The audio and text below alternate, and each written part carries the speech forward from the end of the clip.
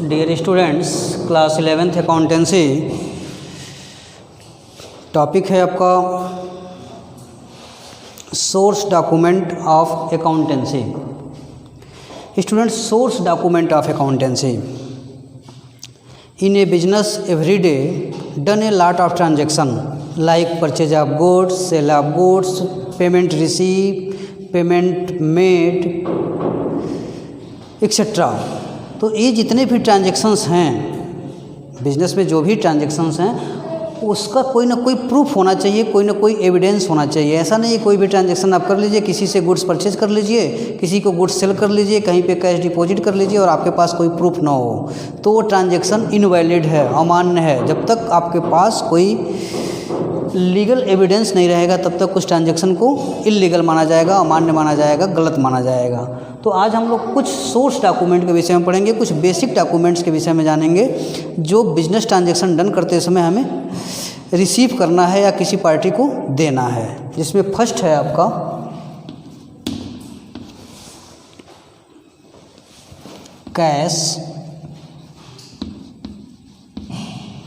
Cash memo.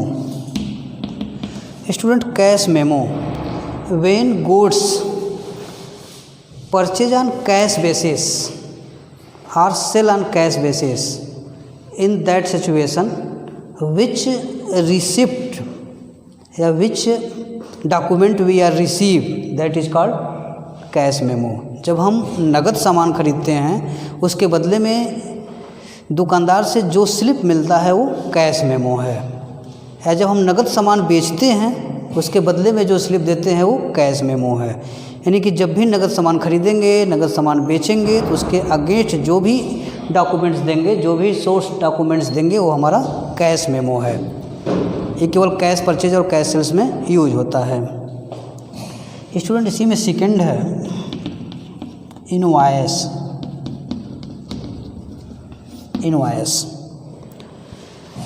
When goods sold on credit basis, जब goods को उधार बेचते हैं, सप्लायर जो बिल तैयार करता है उसको इनवॉइस बोलते हैं। जब गुड्स उधार बेचेंगे उसके अगेंस्ट जो बिल सप्लायर देगा या सेलर देगा उसको इनवॉइस बोला जाएगा। यानी when goods are sold on credit basis supplier is prepared invoice.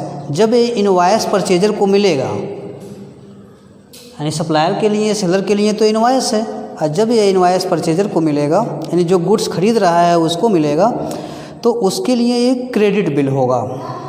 यानी परचेजर के लिए एक क्रेडिट बिल होगा और सेलर के लिए इनवॉइस होगा। एक क्रेडिट परचेज या क्रेडिट सेल में यूज होता है। इसके बाद आपका थर्ड है डेबिट नोट।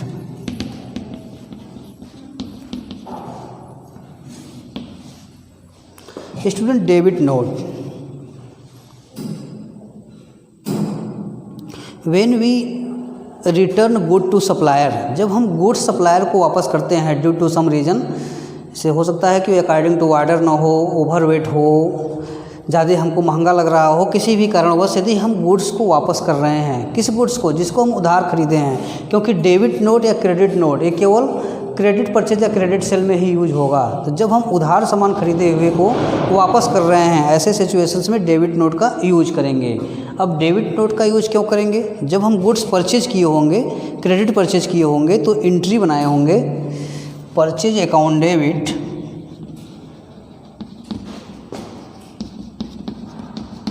To party.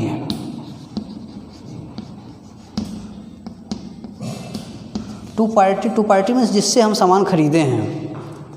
मान लीजिए मोहन से सामान खरीदे हैं तो टू मोहन कर दिए, पार्टी की जगह पे टू मोहन कर लीजिए। 10,000 का गुड्स आप खरीदे हैं। एक क्रेडिट परचेज करते समय एंट्री है purchase account debit to Mohan. अब ये एंट्री क्यों बनी है? आप रूल पे आइए। रूल आप पिछले वीडियो में देखे हैं। Personal account, real account, nominal account. Purchase goods from Mohan, यही आपका ट्रांजैक्शन है। Purchase goods from Mohan 10,000।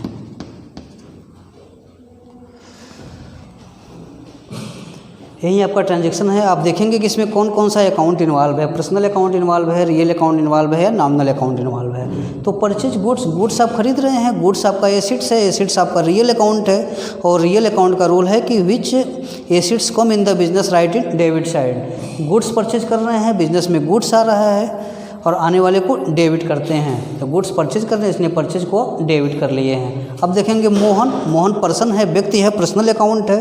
Personal account का रूल है receiver is debit, giver is credit. तो गुड्स कौन दे रहा है, किससे खरीद रहे हैं, मोहन से खरीद रहे हैं। मोहन गिवर है, गिवर को क्रेडिट करते हैं इसलिए मोहन को क्रेडिट कर दिए हैं।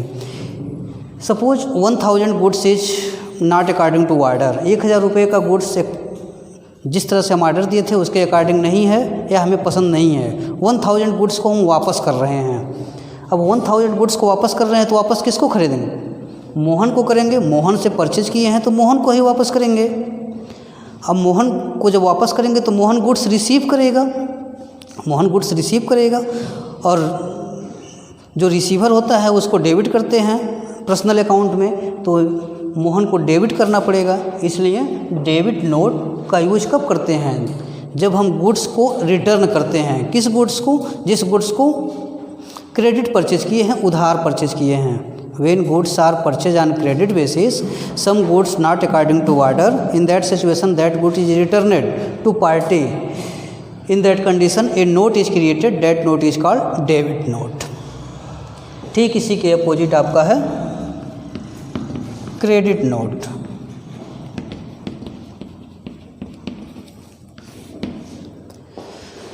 ठीक इसी के अपोजिट क्रेडिट नोट है। जब हम किसी को उधार गुड्स बेचेंगे, जब किसी को उधार गुड्स बेच रहे हैं, जैसे आपका ट्रांजैक्शन है सोल्ड गुड्स टू राम 20,000, 20,000 रुपये का गुड्स राम को बेचा गया है, क्रेडिट बेचा गया है, उधार बेचा गया है। सबसे पहले आप इसकी जनरल एंट्री बनाइए। जनरल एंट्री बनाने का तरीका यही है कि सबसे पहले आप इसमें देखिए कौन कौन से अकाउंट इन्वॉल्व हैं, पर्सनल हैं, रियल हैं, नॉमिनल हैं। तो goods sold to Ram, Ram को गुड्स बेचा गया है। बिजनेस से क्या बाहर जा रहा है, गुड्स बाहर जा रहा है। गुड्स हमारा एसिड्स है और एसिड्स रियल अकाउंट है। और राम पर्सन है, व्यक्ति है, ये पर्सनल अकाउंट है। आप अकाउंट पहचान लीजिए कि इसमें 2 अकाउंट है, एक रियल अकाउंट है और एक पर्सनल अकाउंट है। इतना करने के बाद आप देखेंगे कि इसमें रूल क्या लगेगा, रियल अकाउंट का क्या रूल है और पर्सनल अकाउंट का क्या रूल है। तो पर्सनल अकाउंट का रूल है रिसीवर इज डेबिट, जो गुड्स पाएगा जिसको उसको डेबिट करेंगे। तो राम को गुड्स बेच रहे हैं, राम पाएगा तो राम को डेबिट कर लीजिए। राम अकाउंट डेबिट, बिजनेस से बाहर क्या जा रहा है, गुड्स जा रहा है सेल्स के रूप में, टू सेल्स 20,000।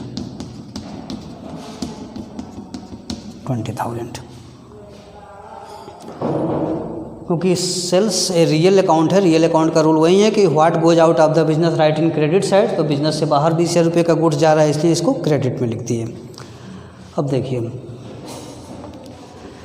हो सकता है कि राम को हमने गुड्स बेचा है, राम कुछ गुड्स वापस कर दे, कुछ गुड्स रिटर्न कर दे।